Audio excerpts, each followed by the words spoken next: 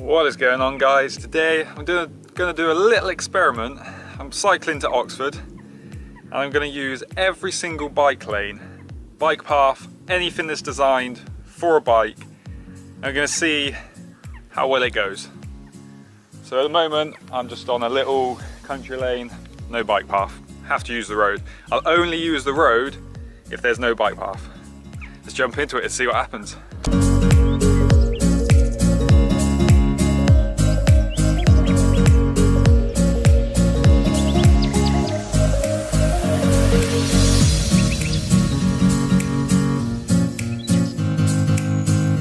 So 4 miles in, just over 4 miles, haven't seen one bike path yet. Currently 7 miles, still haven't come across one cycle path, bike lane or anything, which is sort of to be expected because I'm still on the backcountry road, so no complaints here.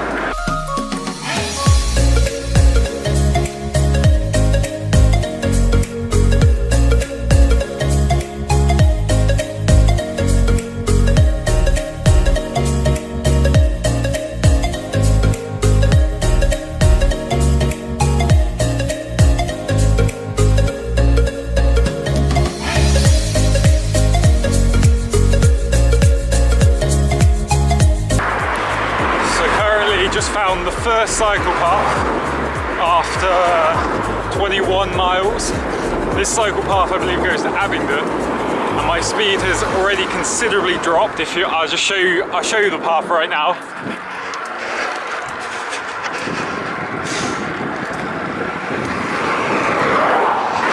Not only is it full of verges, potholes, thorns, who knows what else,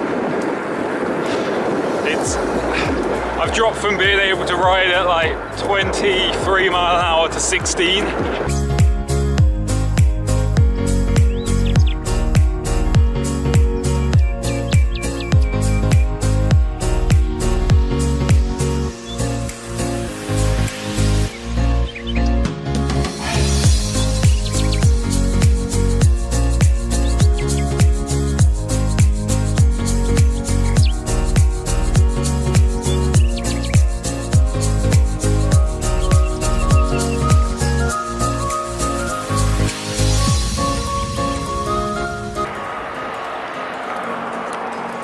So as the rules state, I actually have to follow the rules of the cycling path, and now I have to actually get off my bike to cross over this road.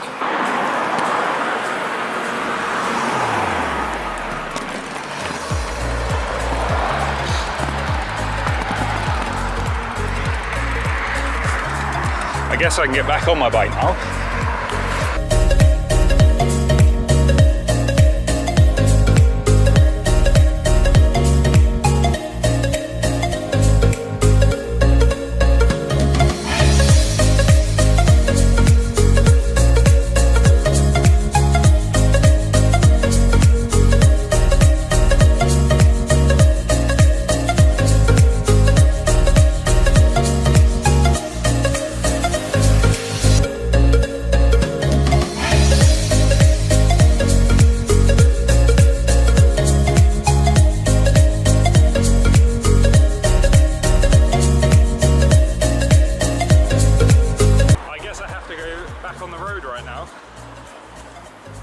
I don't know, these cycle paths confuse me.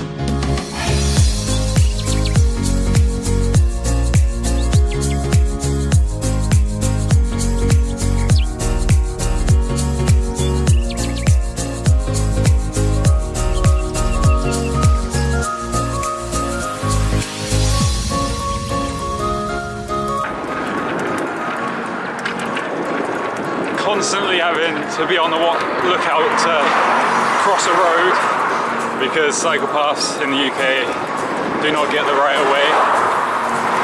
Unlike some countries in Europe where they actually give the cycle lane priority, which I think would encourage a lot more people to use them. And ow, so you get hit by trees as well. This shared cycle path, the road isn't actually even busy. I'd have no problem cycling on that thing, and there's plenty of overtaking space for cars.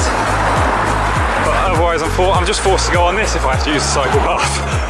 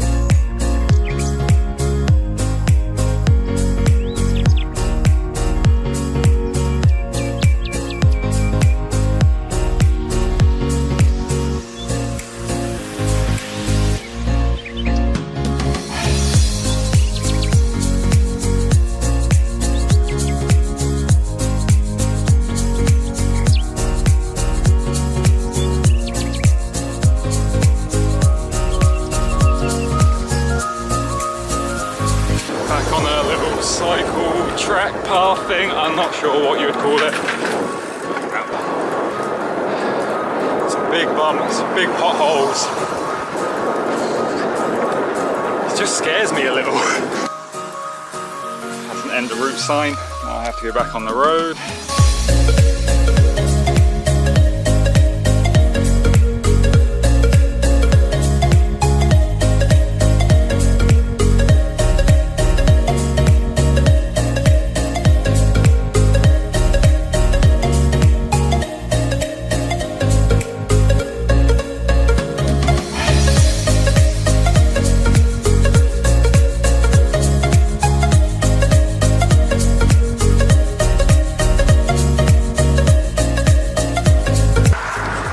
Cycle paths just end.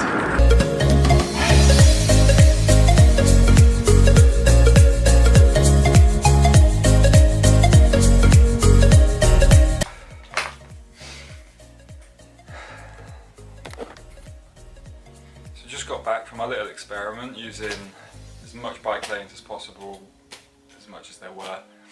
And the first thing to say is there's such a lack of bike lanes. It took 20 miles before I found the first one. I was on back roads, so maybe they're not needed. For me, I don't really feel like they were needed there. But when I finally found the first one, I actually had to stop in the middle of the road to get to the other, get onto it. And then, for me, that definitely feels like I'd definitely be slowing cars down behind me, because they actually have to sit behind me while I indicate and wait for all the oncoming cars just to get onto this cycle path. And when I actually got onto the cycle path, it was a tiny little thing that if anyone was coming towards me, I would have had to stop, pretty much hide and get in a bush to let them past, or they would have had to done the same for me. So really, in that sense, staying on the road then would have been a much better option. And then you have the shared cycle path, pedestrian path. Now these are great. These are great for kids going to school, but for your average commuter cyclist or just cyclists going a bit quicker or 20 odd mile an hour, they're no good. You're constantly having to stop and check, like, to cross a road, and you barely see some of them. I had to stop on proper like steep inclines like that just to see around a little corner, see if there was a car coming. Many times there were. and even then, sometimes it's just dangerous.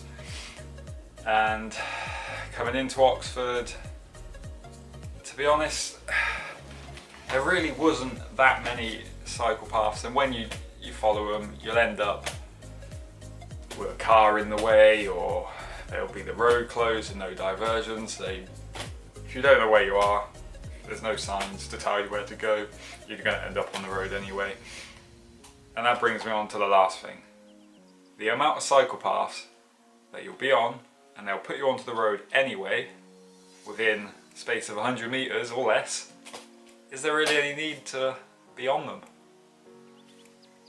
It's your decision. I didn't enjoy it at all. So thanks for watching, and keep smiling, keep pedaling.